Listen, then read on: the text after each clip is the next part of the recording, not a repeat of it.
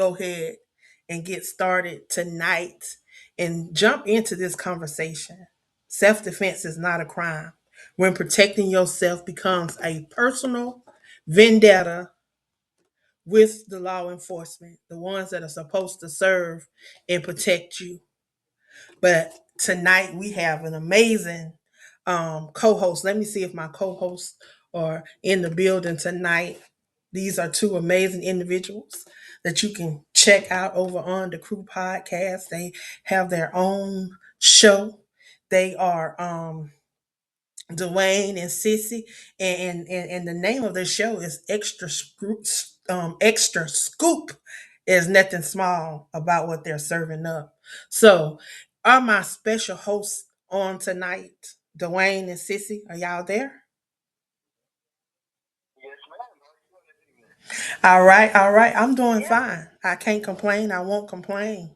So, if y'all would briefly, before we bring our special guest on, I want you guys to introduce yourself. We're going to start with Dr. Sissy. If you would please introduce yourself. For those that may have not had the opportunity to chime in and meet you because you've been here, you've graced this platform before, and you've been over on the cruise. So for those that may not know you, please give them an opportunity to find out a little about you. Dr. Sissy. Well, thank you for having me. Hello, viewers, listeners. I am Sissy. I do have done podcasts, and I love advocating. Once you get that bug in you, you can't knock it. To seek justice, and about the types of systems how we set up to have that happen, and it's for right people. You can catch me on TikTok at Sissy SISSY 11251, and that's on TikTok. I do have a platform over there. Unmuted. And Dwayne and I are going to be doing podcasts this Wednesday, and so come listen to us. All right, all right. And Brother Dwayne, if you would please share a little bit about yourself. Good evening again, everyone. I'm Dwayne, and I'm an advocate locally in the Dallas-Fort Worth area in Texas. And I also, you can find me on TikTok as well as Dwayne Turnstill. And I just advocate for the people. Where there is injustice, where there is a need, I try to be there and try to lend my time, my efforts to help out those that are in need. And that's what we do. And as Sissy said, you can catch us on next week on Wednesday. We have our first broadcast, and come check us out. Well, thank you for joining me tonight. I know you guys have been very involved in TikTok and case talk, and bringing some light to some cases concerning some of our youth. And I am grateful to have met you guys and have had the opportunity to really get to know you guys and work with you guys on some of these cases, bringing some light to some of the things that are happening within our judicial system, not just in Texas, but bringing light around the world, because some of these cases have really affected people that are not from Texas. Because Sissy's not from Texas. I am not from Texas. I am all the way on the East Coast. And when I see different things happening, I can't sit still and be quiet. And again, I have to really give Dr. Chinchilla a shout out, because when she came on this platform and started every Sunday talking about social injustice and wrongfully and overly incarcerated individuals, and every week she would come on with a different case, and that thing just poked at my heart. And then I was given the opportunity to work with some individuals down in Texas. So I can tell you, Texas definitely have a piece of my heart. So this case that we're going to be talking about tonight has definitely pricked my heart, because those that know me know that kids the youth and elderlies are my heart. They have a special place in my heart. And this case, I don't know Mr. Christopher, but Christopher has a special place in my heart, along with Carmelo, along with Tristan, along with some more individuals, because there's another case out in another place that we've been talking with one of the hosts on the crew podcast. She brought another case up. So there's a lot that is really happening in Texas and around the world concerning our youth. But I want to move on out the way so we can jump in this conversation, because this story it runs deep, and some things have transpired that we really need to talk about, and we really need to bring light to it so that people can really see what is still happening in America, and that if it's happening, know that it could possibly happen to you if put in a situation. So I'm going to bring up my guest, Mr. Mark Niehaus. And y'all, if I said his name wrong, please charge it to my mind and not my heart, because definitely this family is special to us. So, Mr. Mark, are you there? Yes, I can. I can hear you. Yes, I can hear you. How you doing tonight? I can't complain. I won't complain. I know it could be better. Um, but yet we press. If you would, I have two special co-hosts on with me tonight. We're going to be diving into your son's story. I know that no one can tell it like him, like he can, but you're the best, second best thing to him that can definitely tell that story. So I'm going to move out the way, and I'm going to allow you to introduce yourself, and then I'm going to allow you to jump in and start talking about that story, sharing that story to those that may not know about the story. We want them to find out tonight. So if you would introduce yourself and dive on in. So my name is Mark Meehan. I'm the father of Christopher Meehan, who on July 16th, him and a couple of his friends, three of his friends went to the community park about 5 minutes away from our house. They just went up there just to hang out, have a good time, just enjoy your day. Um, when they arrived at the park, shortly after arriving there, a group of kids approached them they had an issue with one of Christopher's friends. Uh, just normal teenage stuff, and they asked, could they come to the other side of the park to just kind of hash the issue out and figure out what's going on. So they went up there. Mind you, still had nothing to do with Chris, and Chris and his friends didn't really know these kids. They just knew them in passing. Once more, it was initially about his friends. So when they went up there, and him and his friend and another individual ended up engaging in a fight, where his friend kind of got the best of the guy. At that point, they got in their car, they got in the vehicle, and they were trying to leave. And this group of kids kind of surrounded the car, were kind of punching them, trying to punch them through the windows, and just kind of get at them. And as they drove off, they were able to drive off. As they drove off, they were kind of hitting their car, throwing stuff at their car. So a little ways down the road, and it's still in the parking lot, but just a little ways down, it's a fairly large parking lot. So they stopped on the other side. The driver of the car wanted to make sure that his car wasn't damaged, and nothing was wrong with it. So they got out, and this group of kids followed them on foot.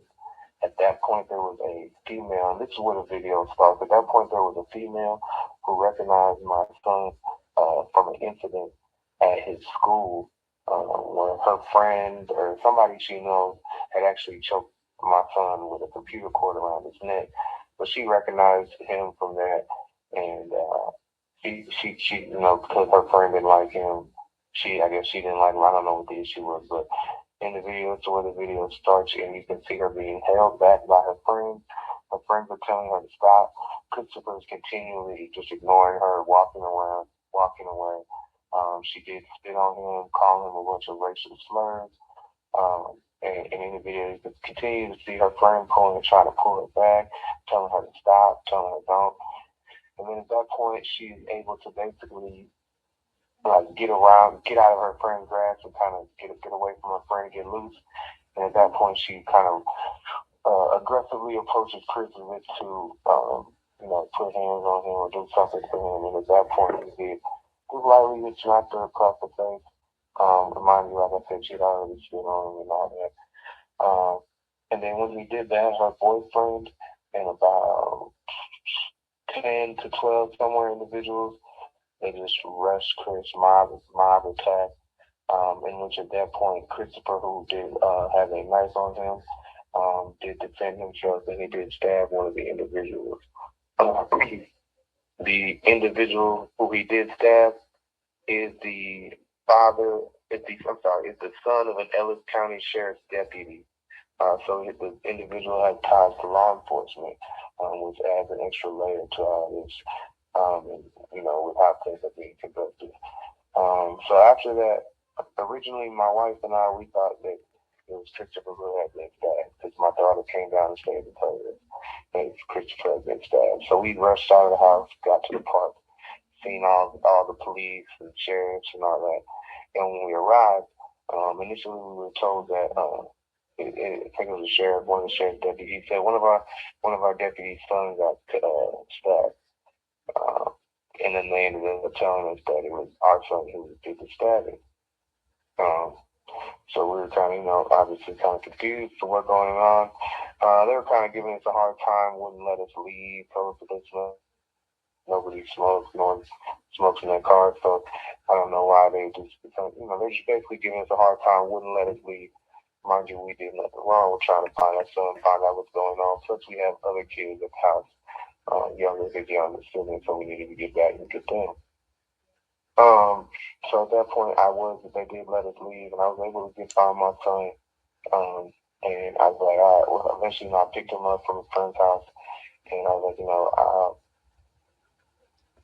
I picked him up from his friend's house, and I was like, I'll call a lawyer in the morning, and we'll, turn him in. So we got back to the house the next, probably about 5 a.m. in the morning. They did serve a search warrant. They had the whole block shut down. We got 6 kids. The youngest was 11. They had us all walking out the house with guns pointed at us, laser beams. And my youngest daughter had us outside with a tour of the house. And then at that point, also after this incident initially happened, we did begin to receive death threats. People were posting our address online, telling us to be ashamed of something happening, telling us there's a group chat with 51 people that want to kill our family, all kinds of stuff. They even called me and told me that they were going to do something to my son if they see him. And so we did deal with all that. That day, on the morning of the 17th, where Christopher was taken into custody, they set his bond at $355,000, which we were able to get him out with 10% of that bond that day, specifically because with the individual's father having ties to law enforcement, we were in fear, of him having to go to the county jail because of that, specifically because of that. So fast forward, after that, everything, he gets bonded out. He has conditions of his bond, pre-trial supervision, where he has to report monthly and he's a caseworker and, do a year analysis. So fast forward to December 3rd. That's his first scheduled court appearance. He's been in compliance, been going to all his appointments, all that. In fact, the day of the December 3rd hearing, he actually had to go report to his caseworker immediately after that, and that was scheduled. So he goes to court December 3rd. Turns out the prosecutor's not there, so it gets rescheduled to the 23rd of January. And mind you, I said after that December 3rd court appearance, he had to go report to his caseworker and do the analysis with his caseworker. So my wife and I both took him there. The caseworker wasn't there, but that's what we think is how it went down. The caseworker wasn't there, so he took the urinalysis, and I guess it was from a guy that he had never met before, but the guy gave me an urinalysis and then he left. So, like I said, fast forward to January 23rd. So we arrived at the courthouse. So this was, like I said, this is his first time actually speaking to a judge. You get approached, get sworn in, and immediately the judge starts in with your bond is being revoked, you're going to be detained. And we're like, what is happening? We're confused. Their reason for detaining him is because they say on December 3rd, they said, we don't have a record of you reporting at all December. And initially was, we don't have record of you at all recording in December. Christopher was able to provide proof that he did show up on that December 3rd date. So then they switched it up and said, oh, we do have record of you showing up, but we don't have record of you speaking with your caseworker, Mr. Jones. And if you remember, like I said, Mr. Jones, instead of Jones, he wasn't there that day. So they ended up detaining Chris. As our lawyer is trying to fight for, say that he was there to report whatnot. Then they came back and magically added, oh, well, he didn't report in September either. But they were only alleging December. So can I ask a question? So what was Christopher's specific charges when he was arrested? So his specific charges, he was charged with 2 counts of aggravated assault with a deadly weapon and 1 count of assault causing bodily injury. And wow, I just don't see that. Okay, so was there any type of videos or anything from that park or that area that could have been viewed? What was the eyewitnesses account of what happened? Because it seemed like, if from what I seen in the video, it seemed like if a mob of people approach, jump, and attack you, that hinder you from being able to exit where you are, how can they not say that you were defending yourself? I truly don't understand that. And I want Dwayne and Sissy to chime in because they know penal codes. Um, I don't know penal codes, but when I look at stuff, it's like I can see right from wrong, and what seems like is fair and what seems right. Um, so if they can chime in and they really know about Texas, because Texas is kind of different from a lot of the other states. They actually have a a self defense claim, as well as I think the stand your ground, if I'm not mistaken. But I'm gonna let Dwayne and Sissy chime in, and we just want to really dive deep into this case so that people can really see what is going on. So anything that you can think of that has transpired, that seems like it's out of the way or should not be happening, Mark, I want you to bring it to our attention so that people can see it, and we can see what our next steps need to be in trying to address some of these issues. Dwayne and Sissy, if y'all would chime in on those charges, and I know we've been talking about this on TikTok, so if y'all can kind of share some of y'all perspective and some of y'all insight so far. Yeah, of course. Go ahead. Oh, okay. I know that I actually put in a public information request into the city for the cameras, because I know that they have cameras there at that park. And they actually responded to me that there was no information responsive to that. So that meant that they had no cameras or no video footage of those cameras to give to me. And so I appealed it, of course, and they sent it up to the Attorney General's office, the Ken Paxton's office in the state of Texas. The state of Texas is a stand ground state. You have no duty to retreat. It's a mutual combat state as well. So that means that 2 parties agree to fight, and they really won't say nothing, and won't do anything about it. In this case, I remember from the video, the entire time Christopher was in retreat. He was backing up, getting out the way, and they were the aggressors the entire time. And so just knowing from that alone, he did what he didn't have to do in the state of Texas in that retreat.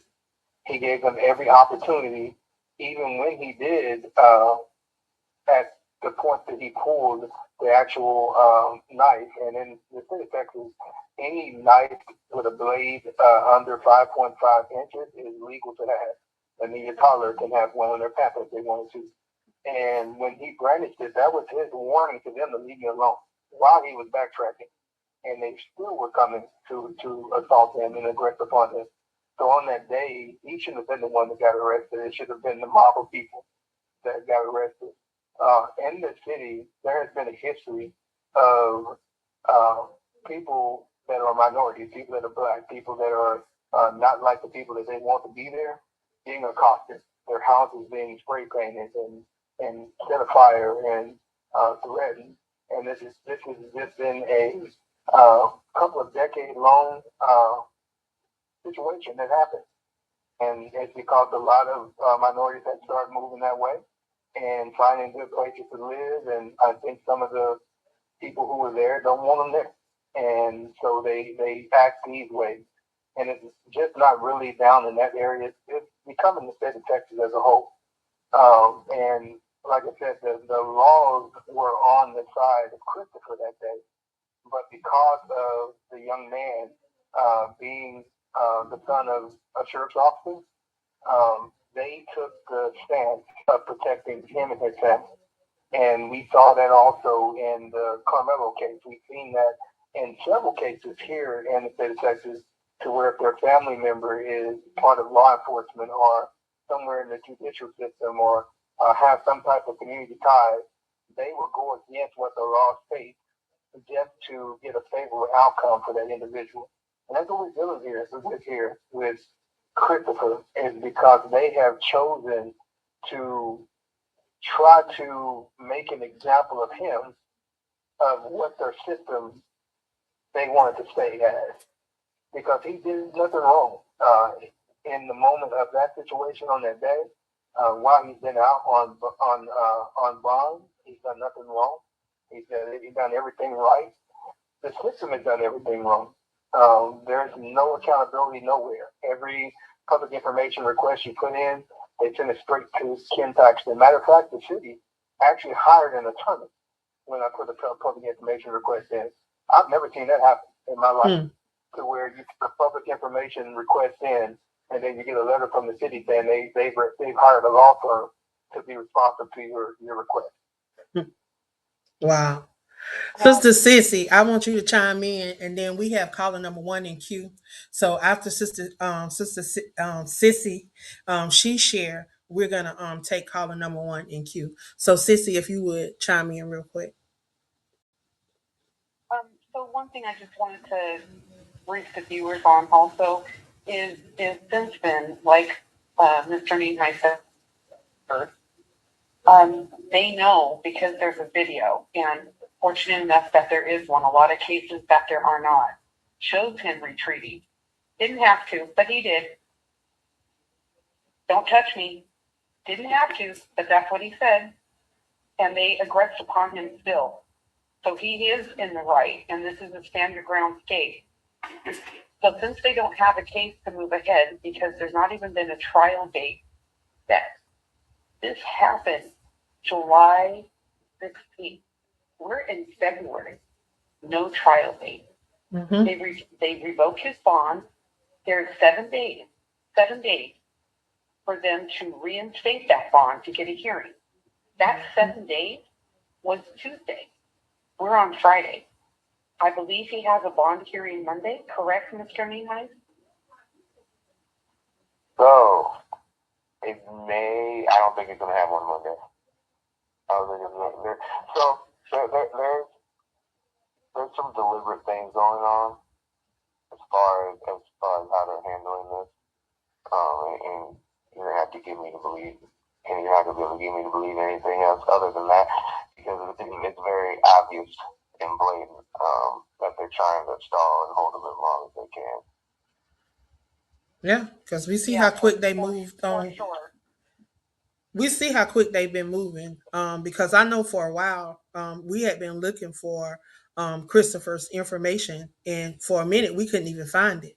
We couldn't even find where he was even even booked or even charged with anything.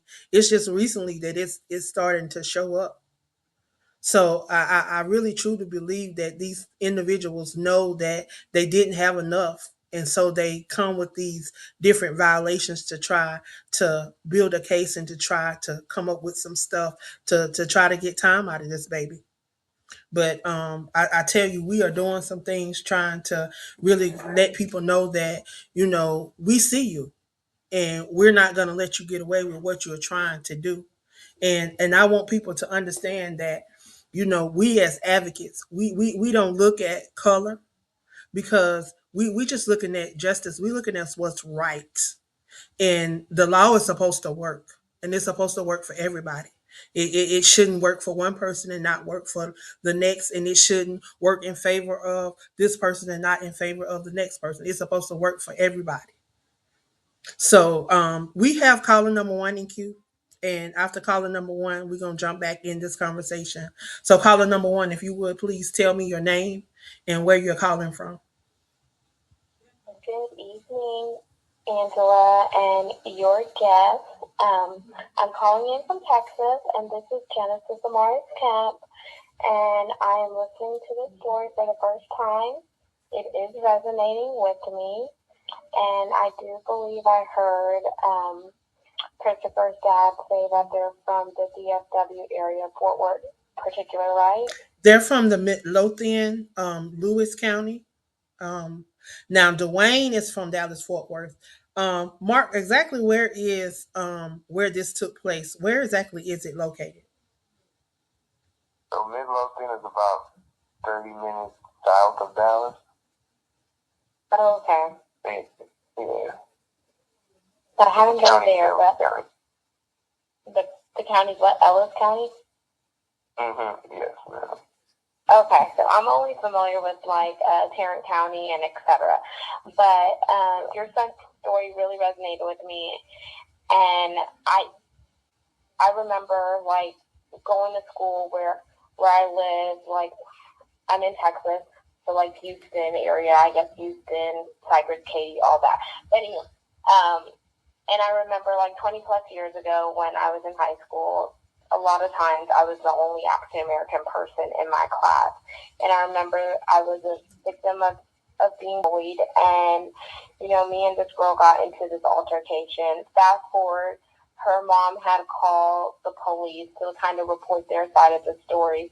And then they hurried up and came down to my parents' house, banged on the door so loud, like they were about to kick in the door, and then proceeded to tell my dad that I had made a terroristic threat against their daughter.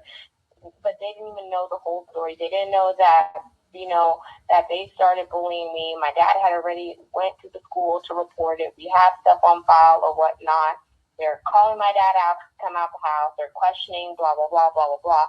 And then, so whenever my dad proceeded to present them with the paperwork and all of this stuff, they had no choice but to go back down to the people's house and said, well, actually, based on this, it looks like you all are the ones, that were, the aggressors or whatnot, and terroristic threat. But of course, their skin color spoke for them. And I was like, this is totally messed up. Like, I know it's totally different than what your son is going through, but that's just a piece of what I went through. And then I have a, friend of mine, a dear friend, who he's in his 40s. Something happened. He defended himself when he was 15 in the Fort Worth area. Then, out of self-defense, even though there was witnesses or whatnot, he ended up going to jail and prison, spent about 30 years there. And, every time he tried to get out, couldn't get out, finally made parole or whatnot. And then now, trying to find a good credible job, it's very hard for him to find a credible job. But he does have federal clearance where he's worked at airports or so forth.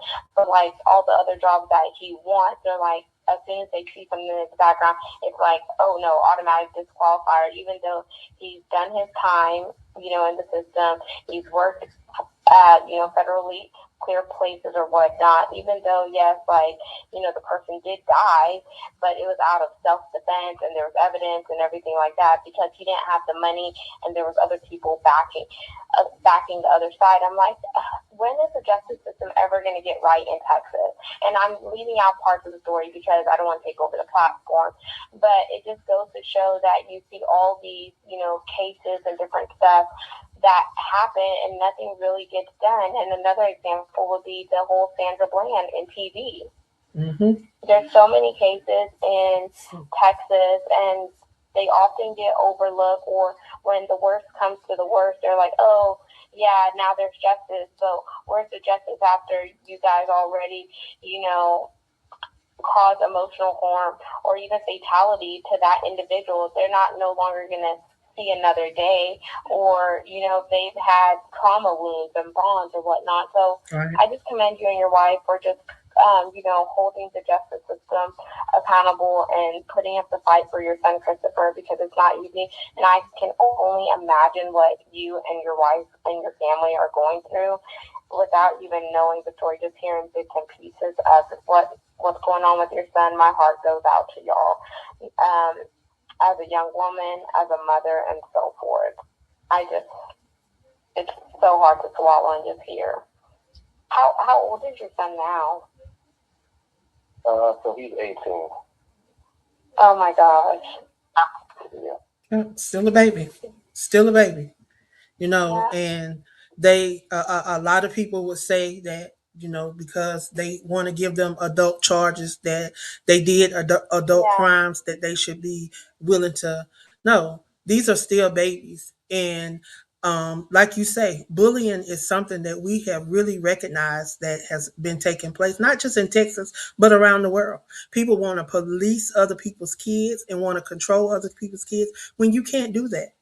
When you should be able to go to a person of authority and let that person of authority know what's going on and allow them to address it the proper way.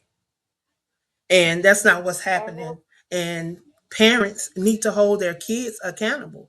If you're getting reports, if you're getting a lot of reports on these different kids and these different people that are doing different things, then you need to be looking at these kids, because you can guarantee if it's more than a few kids saying that the same group of kids are doing this, then you know that it has to be that group of kids. So we got to learn to be accountable. So, Sister Genesis, if you would please tell the listeners exactly who you are and how they can connect with you. Sure. So I'm actually a host here on this network, and I run this segment called Gems, where I focus on topics that are inspirational, motivational, and etc. And I also like to weave in the DEI and B aspect: diversity, equity, inclusion, and belonging, because I truly believe that we're all in that intersection. And my next show will actually be on next Friday, the 13th, and I'm going to be talking about the blanket topic of awareness, because I feel like this is a time where we all need to be aware spiritually, mentally, emotionally, and physically. And now with the climate that we're living in, you cannot sleep on certain things. If you're not aware of it, it's time for you to be aware, just like I'm making myself aware of this story that I didn't know, because ignorance is no, you have to be keen and astute on what is taking place, because there's just so much that's going on and people are trying to sweep things underneath the rug, and it's time for us to really awaken in all areas, forms, and fashion. Exactly, exactly. And I want to thank you for stopping by and sharing your insight and your perspective on tonight. Definitely, y'all want to tune in to her show. I tell you, she definitely drops gems. So I want you guys to come on and call in and join the conversation, share your perspectives, give us your input as we dive deeper into this case, bringing awareness to what is happening to Christopher Nehies and holding the state of Texas, the county of Ellis, Midlothian accountable for what has taken place and what is happening with Christopher right now. So y'all can call in at 605-562-0444 or 717-734-6904. No, you have to press that identification code, which is 546-1150 And to enter the studio, you have to enter in £1 to join the conversation *2. I know it's a lot, but it's well worth it. And if you just listen to the prompts, it will direct you on what to do. So again, I want you to call in, join the conversation, because without you, this would not even be possible. So, Mr. Mark, I know that we started to really dive in to his case. I actually called to the jail because I wanted to know if there has been a bond given. I was told that there was a $15,000 bond, but then there was no bond for the other two charges, and I was like, "Well, why?" I'm just thinking, if there was originally bonds given, why would they revoke two of them and not the other one, if he supposedly have done something? And if you know that there's records of something being done, why would you even revoke the bond? There was just a lot of stuff that I didn't understand. So I'm hoping that between you, Dwayne, and Sissy, y'all can give me some more insight onto why they would reinstate one and not all. Well, you go in for a UA, and you don't check out. And if the caseworker's not there, you leave. And thank goodness that there was proof that he was indeed there. So that's not good enough for them because A, the indictment should have never happened just based on the video alone. Just based on that. So now let's go ahead and talk about civil rights on that. So now you have a bond that's been pulled. Christopher is now incarcerated. Mr. Nunez, I'm going to let you speak on this because, well, it's your son. When he was first incarcerated, after that bond was pulled, where was he placed? He was taking place in the Ellis County jail. What pod? General pod? That I do not know. Was it general population? What pod Was he placed in juvenile or adult? No, he's an adult. Yeah, he was placed in the general population area. Okay. And was there any transferring? Was he placed in a special pod? No, there was a transfer, but he was in one pod, and he called us, and we could tell that something was wrong. He said people were pointing at him and smiling. He was getting scared or whatever. So my wife had actually called up there to do a welfare check, and they ended up moving him to a different pod. And he did tell us that pod was just he felt more comfortable there. Okay. And 7 days from that was Tuesday. That just passed. So civil rights, they have 7 days for his bond hearing. So they don't have anything to move forward in this case, and they really, really want him to talk. And they're holding in, and like you said, there's some other things that have taken place. What has transpired?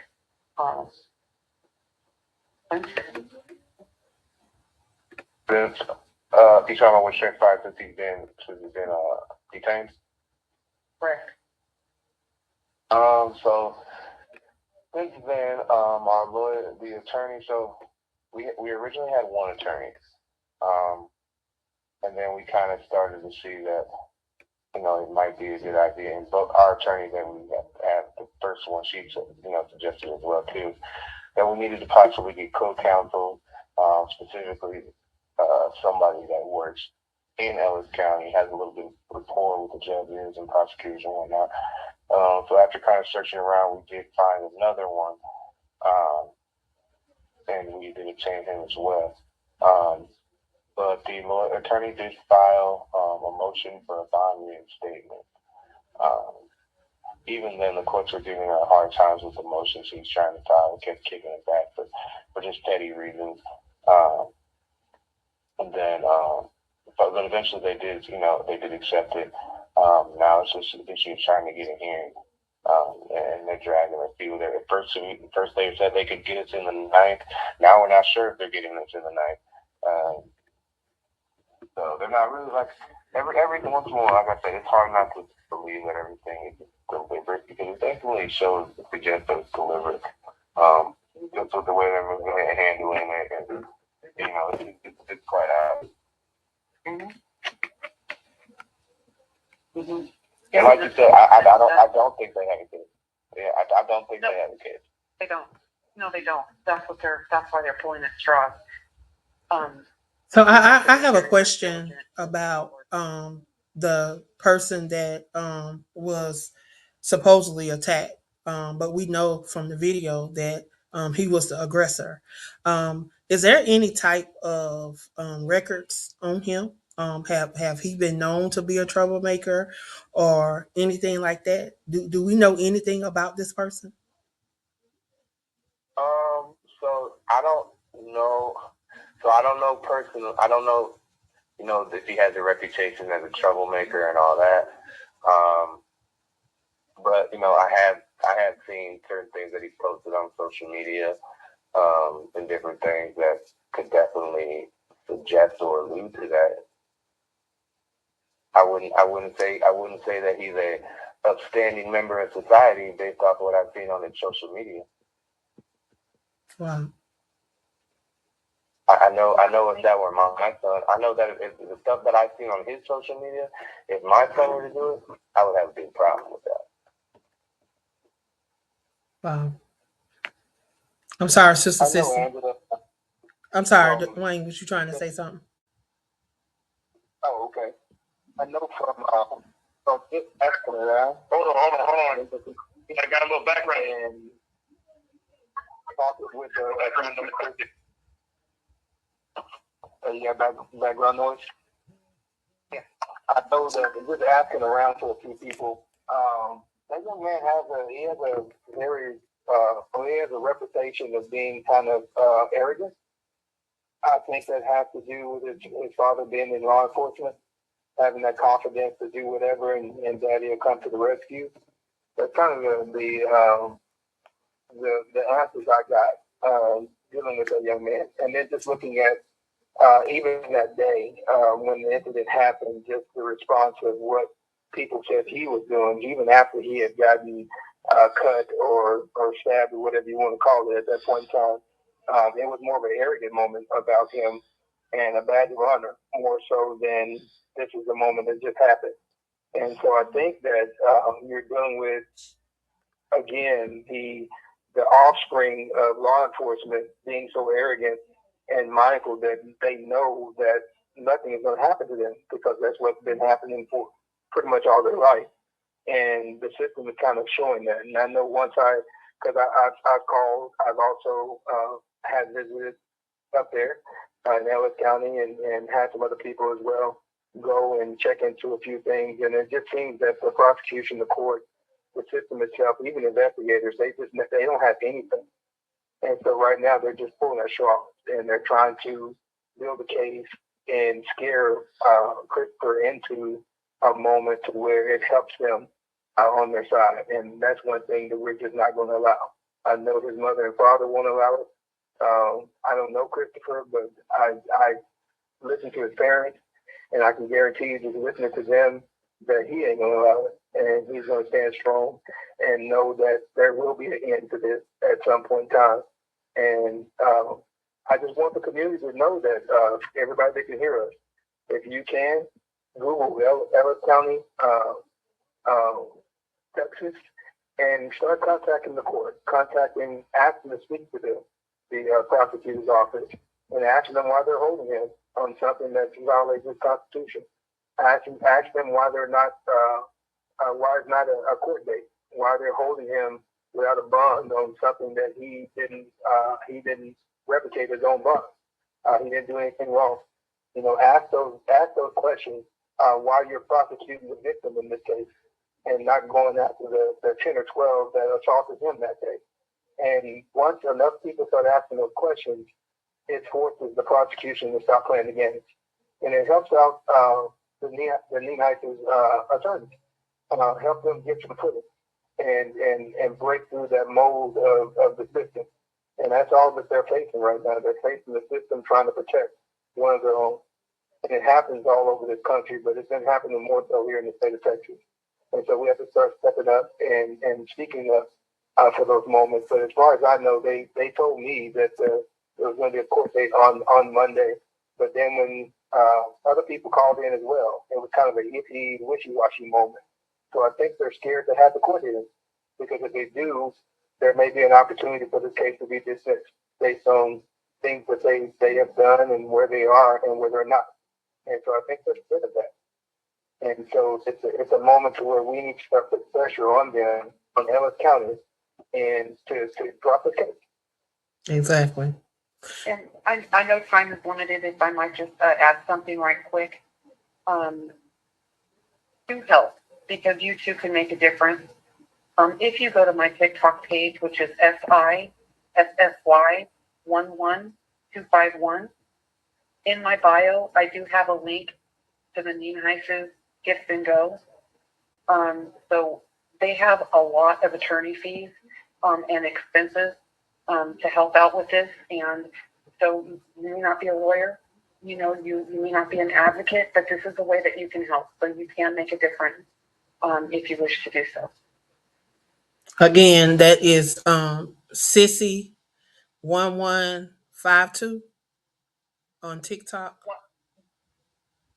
Sissy11251. 251. I'm sorry. Or you can go to Give Send Go. Help Chris. I think that's what it say. What is it, Mr. Mark? What does it say?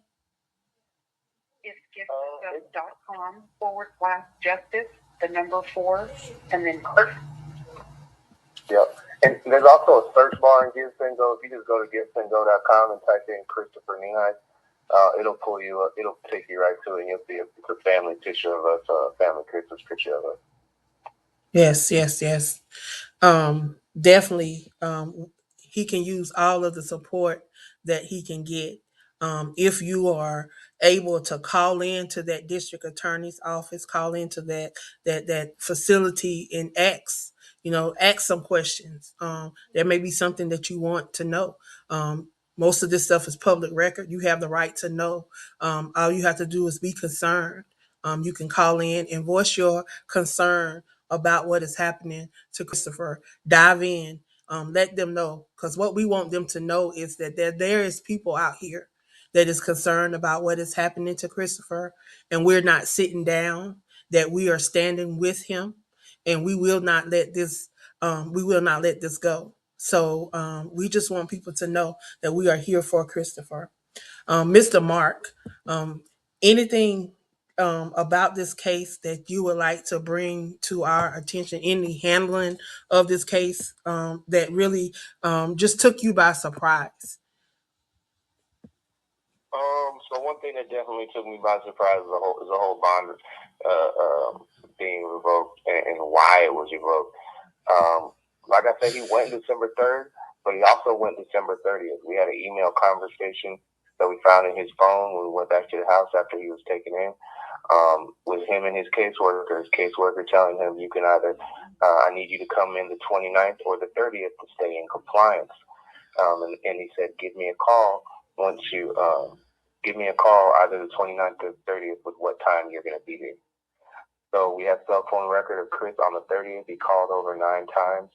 No callback, no answer. So he just decided to go up there on his own. He was taken up there by 2 female friends of his and his brother. And he went in and saw his caseworker. So the fact that you guys are blatantly lying, as if nobody can, get any type of proof of this, because I'm sure you all have cameras, sign-in logs, and if y'all did do anything to alter any of that, that could definitely come out as well. So that whole thing that whole thing right there just took me by surprise. But it also just kind of showed me. It also kind of set the tone for what we're facing and what we're dealing with. Because if you all are that bold to do that, you know, ain't no telling what else you might do. Exactly. And then the fact that the judge really, even when we tried to show very little concern to anything we were saying, was very dismissive of what we were saying. That too, like you didn't want to question any of your pretrial supervision personnel or the prosecutor. You just go ahead with it, whatever y'all say. Um, so that as well. So that's definitely the things that have, really definitely taken me by surprise.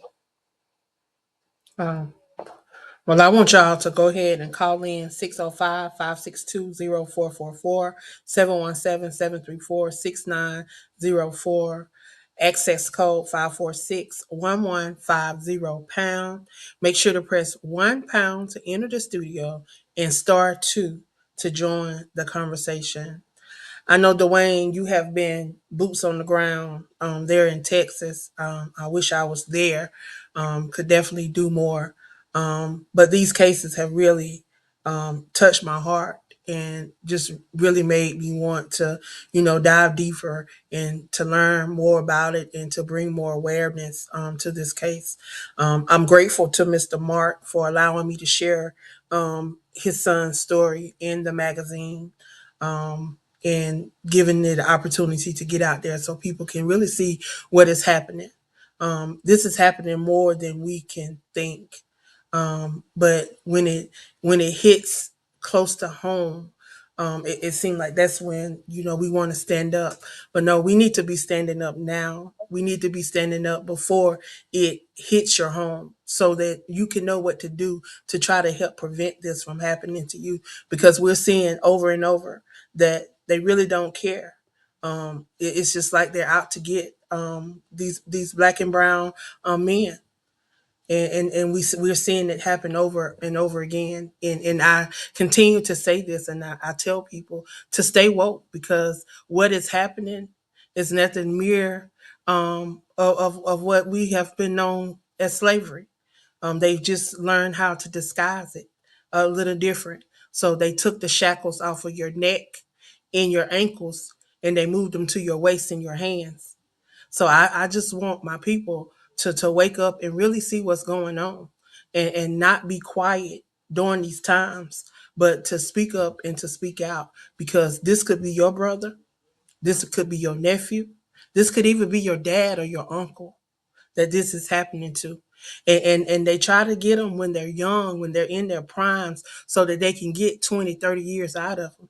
Because if we look at what's happening within the state of Texas and a lot of these states around the U.S., this has become $1 trillion industry. The prison system has become $1 trillion industry.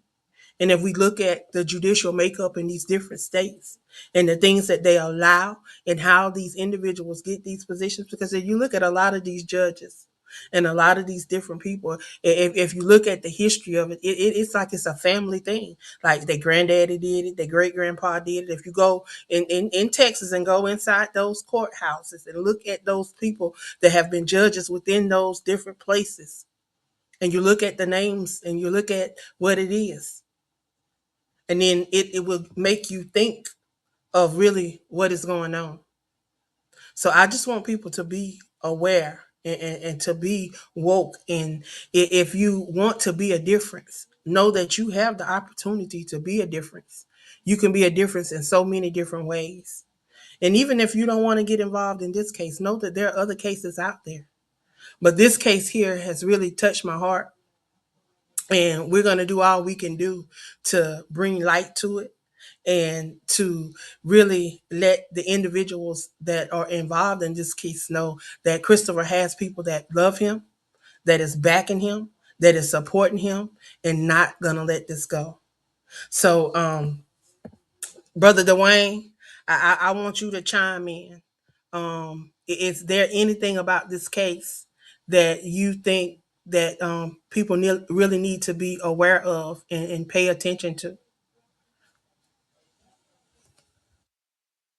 Yes, I want people to really pay attention to the violation of Christopher's freedom of his right to just be. And I put it that way because I think sometimes when we say self-defense is not a crime, we say all these different things, we always take it to a fight or we take it to defending yourself. But Christopher and his friends had a right to just be. And whatever opportunity or moment or space that was, if that was just them hanging out, riding in the car, playing basketball, whatever it was, they had a right to just be. And in that moment of them just being, they were challenged by other people that wanted to check whatever the moment was. They had a mutual combat moment. The friend got the best of them. They left. The people followed them. And so it's kind of a moment to where their right to just have peace and have freedom was constantly violated by people who just felt that they had the right to do so. And I think that's what we have to pay attention to is that our freedoms and our right to just defend ourselves or our right to just be in peace and make it back home the way we left is being challenged. And that's the overall moment that we're looking at. And when we dare to speak out on those moments, those freedoms are being challenged. And we see that just by the moment of Christopher now, his bond being revoked for nothing. All because people are daring to speak out, speak up, ask questions, and now they're trying to do whatever they can to protect the initial moment of bothering Christopher's peace. And I think that's what we need to pay attention to. And if we don't step up and start speaking for people like Christopher right now that needs us to speak out, show up, to activate ourselves into his life and help him out, then we're going to see that same thing multiply over and over and over, and it's going to balloon itself. And so we must do the small things, give to the Get and Go, call and send emails if you're able to be in the DFW area where you can go down, go to Ellis County, go down to the local PD, talk to all those people and start demanding that they let this young man free because he was only doing what God gave him the right to do, and that's just be at peace. And someone disturbed that peace, and he had the audacity to want to get home and enjoy peace again. And they charged him for that. That's what this case boils down to. It's not even about the self-defense. It's just that he decided, and he had the audacity to defend himself and get home. And we're not even talking about the loss of life. We're just talking about he got the threat away from him. And that threat is upset, and his family is upset. And now that's why the tide is coming down on him. Because they're upset that one got away, and he's still at peace. And so we have to protect that. Definitely, definitely. So, Mr. Mark, is there anything that if there's anything that you want people to know and to take away from your son's case, what would that one thing be? I think the biggest thing would be that, we all hear about how the system is. We all see stuff on the news. We all know about it. It's no secret. But to those who haven't, I know there's plenty of people out there who have experiences, but to those who haven't, and especially when it's your child, and you see the dirty tactics, the evilness of it all, the fact that you can really just literally have your life taken away from you, regardless of what you did, what you didn't do, is all just because somebody wants to make a name for themselves, or somebody wants to be the tough on crime person, or somebody wants to pad their resume with a certain number of convictions, all for selfish reasons, all for personal gain. When you truly see that, when you truly experience that, one, it's a terrifying thing, whether it's your child or whether it's yourself.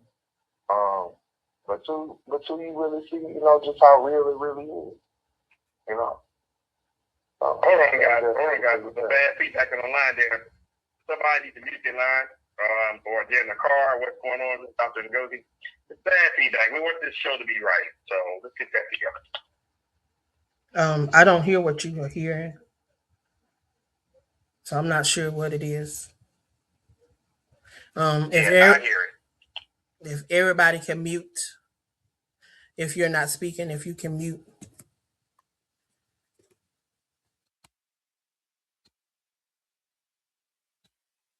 Yes, yeah, it's clear now. So go ahead, Angie. Control your.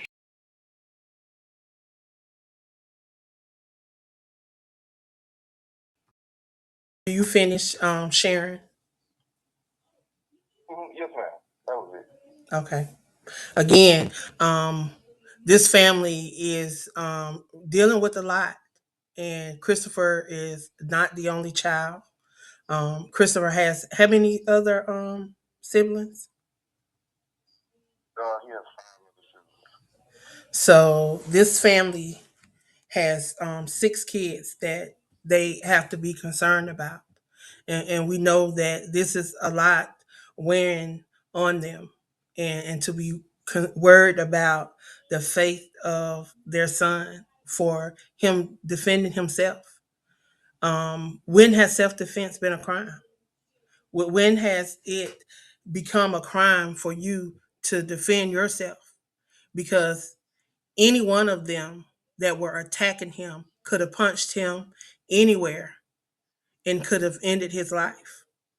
So he had the right to defend himself. He had the right to defend himself. And we have to support this family and let them know that we are there. So if you can, please give to the Give Send Go. Again, you can go over to www.givesendgo.com/justice for Chris. You can make a donation.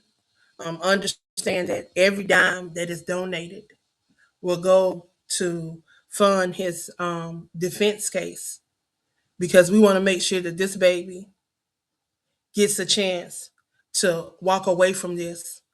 And we know that when you go through stuff like this, and I want Sissy to chime in on this because of her background. When you go through stuff like this, it wears on you, and it's stuff that this baby is gonna have to deal with for the rest of his life, for defending his own life. He's gonna have to deal with the trauma that is coming behind it.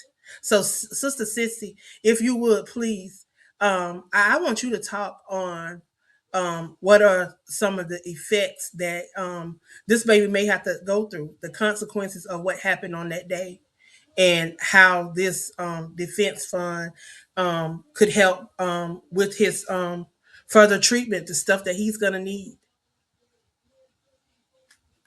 Well, yeah, this is definitely written on his link, his siblings' link, his relatives, his mom and dad, all the way around. This has impacted not just Chris. If you didn't think that this was a system already, this is a system. This is a system of suppression. So PTSD is very real. And moving forward, and I'm sure Mr. Nienhuis is aware, all T's must be crossed, all I's must be dotted, and then some. And if you need to carry paper and pen with you to have somebody sign you out, if that's what their thing is, because I've never heard anything on signing out after UA, that's just bizarre. That's just an excuse that's being used. Why? Because they don't have a case. There should have never been an indictment to begin with. And so this is just, moving forward. They have a bond that they've already paid, guys, viewers. There's a legal defense team, relocation, threat. The amount of trauma mentally and going anywhere at all is always going to be in the back of their mind. And I'm sure once this is all over with, being in the state of Texas may not be necessarily a good idea. And so there's relocation fees from that. There will be civil lawsuits, but until then, there is a legal defense team currently that they have. And there's bills that they have currently and expenses that they have currently. please go to the GiveSendGo, that's GIVESEND, go.com / justice, the number 4, Chris. If you can't find it, even by the search, go to TikTok. Just go to my front page. There is a link in my bio to their GiveSendGo. And my number, my page on TikTok is SISSY 11251. Afterwards, the amount of, or even currently, therapy, you can't imagine. Because if you imagine, you would be centering yourself. The trauma thus far, and that will continue to occur. This is a lifetime thing. This has written on their slate. This has written on their slate. My thoughts go out with all of you guys. Mr. and Mrs. Dean Hampton, Chris, and the family. Viewers, please hear me when I say Indian health is very much appreciated. You can also send a prayer if you wanted to as well, if you aren't able to contribute. We will be continuing to follow this case. You can join us on TikTok on that. And we support this young man. We support this young man. And he will not be another person that they try to wrap in to injure. I learned nothing. Definitely. He would not be another statistic. He would not be another one that get caught up in the system. Not as long as we are standing. So, Dwayne, if you would, I want you to share your thoughts as we begin to kind of wrap up this case. Share your thoughts. I want to piggyback off of what Chrissy said, and just again implore everyone to if we don't stand for all of us, we're going to fail one of us.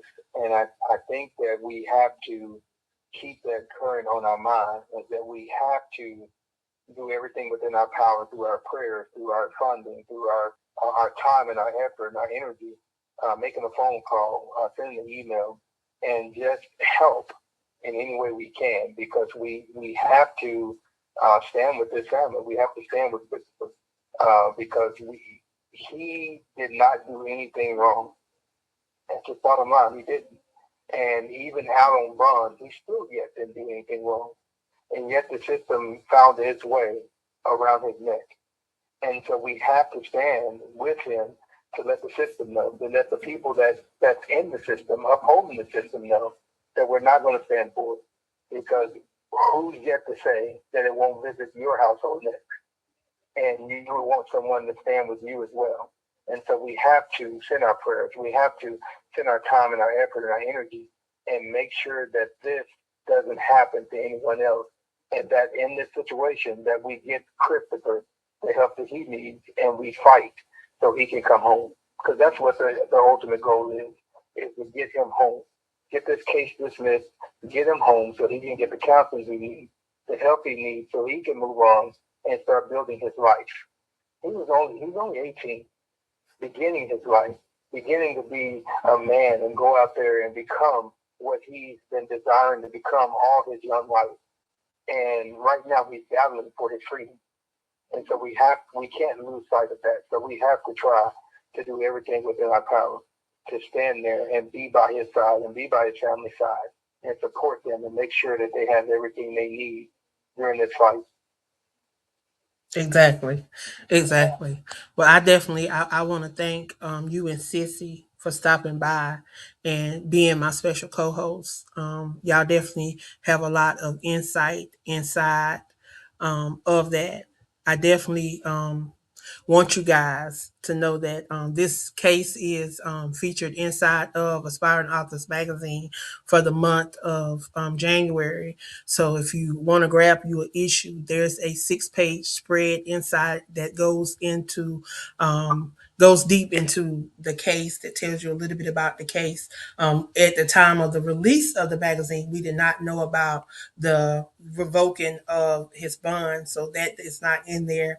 But we're definitely going to be following this case. We're going to definitely keep you updated from time to time. I'm definitely going to invite Mr. Mark to stop in and to share with us what is going on.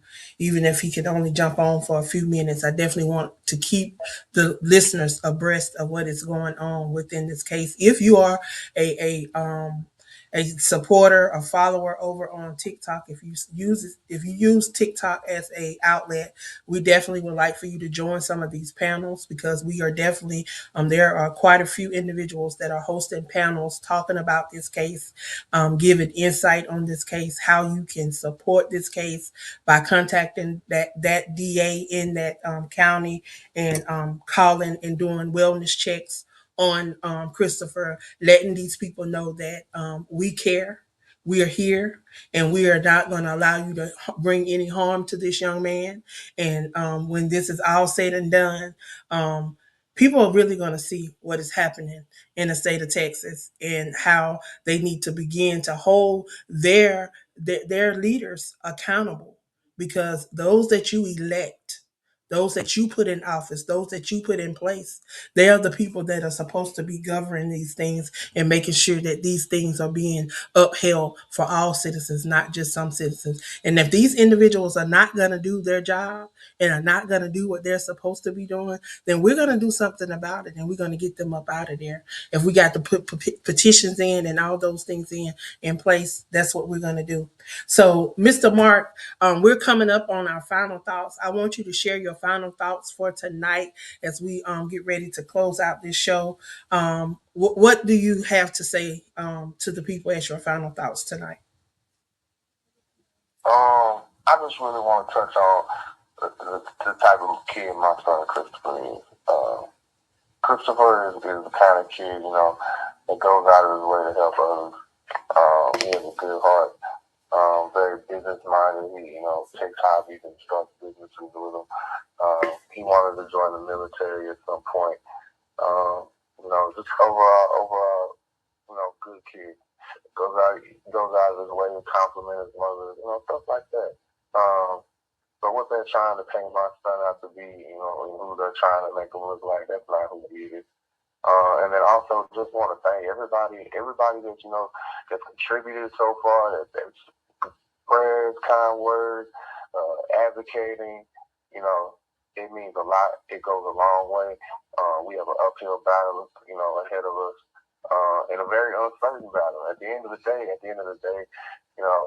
always that big uncertainty that, that we're all, everybody, all of us are facing. So, but once again, just thank you for everybody. Y'all, both of y'all, especially Dwayne and appreciate it. Thank you very much just for, spreading the word, doing what y'all doing, advocating for my son.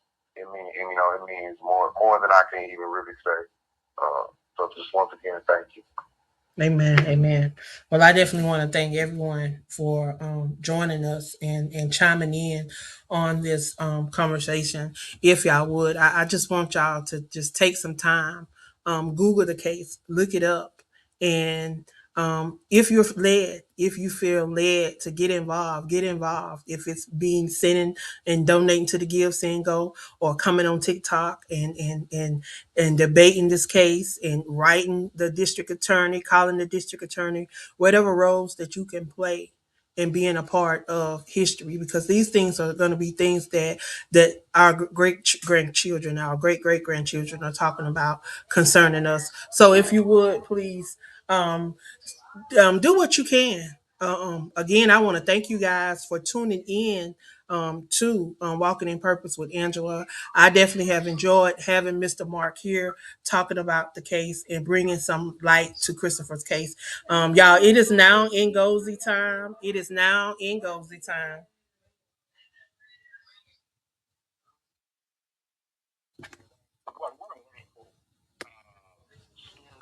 and I believe it's going to be positive, uplifting. This young man's going to come home. He's going to be not only vindicated, but also exalted. He had the right to defend himself. I would have did the same thing. Difference is, it was with a gun. So, in the state of Texas, you have the right to stand. And the camera showed this young man was trying to say, hey, leave me alone. Similar to what happened to our brother Carmelo Anthony. Okay? So they're trying to copycat and put our kids into bondage. And it is a shame before God Almighty. But again, God will stand for this young kid. He's going to come home and he's going to be able to tell a story to the rest of you. And it's funny because the young man said he has a right to be. We know in this country, other folks feel that we don't have a right to live, not only be. So, as parents, us out there in the elder community must be able to teach our kids well and teach them, futuristic goals. It's our job. Boy. And the parents of this young man have done that. But again, prayer changes things. But we must stay vigilant and we must stay active.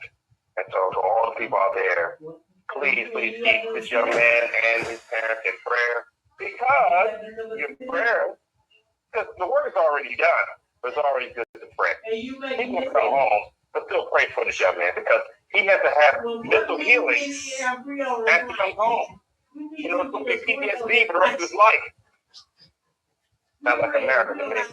Come on, now we come back on this outstanding network with, of course, Unique Park and I get down on the grooves, y'all. And of course, tomorrow night is our anniversary at Podbean. Angie, come on and join us. You know how to join Podbean. It's easy. You're the queen of collaboration. Come on, be on with us for the first time.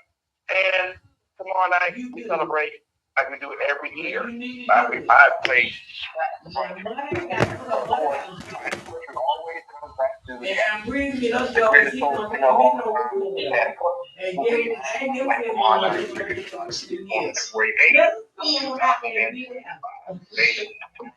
And celebrate 1 year anniversary at www.podbean.com.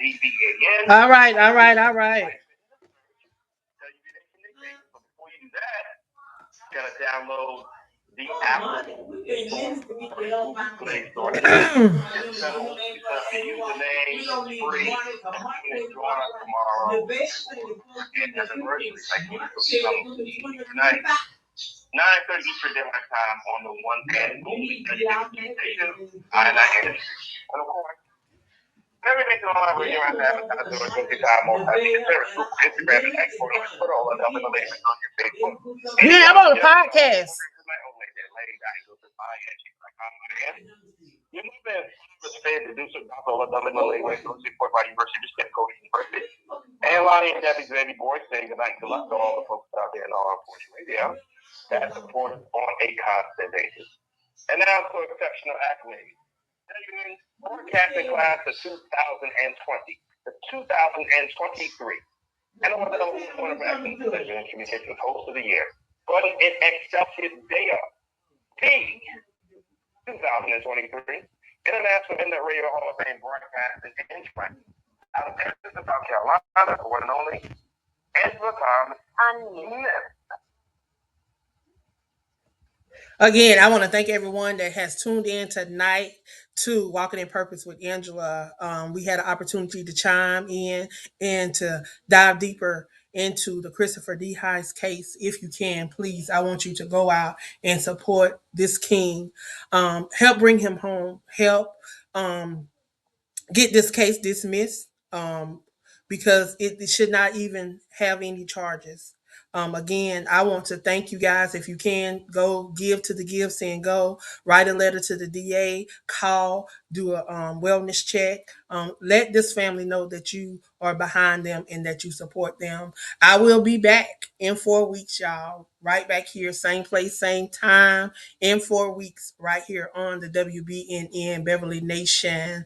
Again, I want to thank you guys for being a part of Walking in Purpose with Angela. Y'all be blessed and know that we are the change that we desire to see in this world. If you want change, it starts and ends with you. Until next time, y'all be blessed.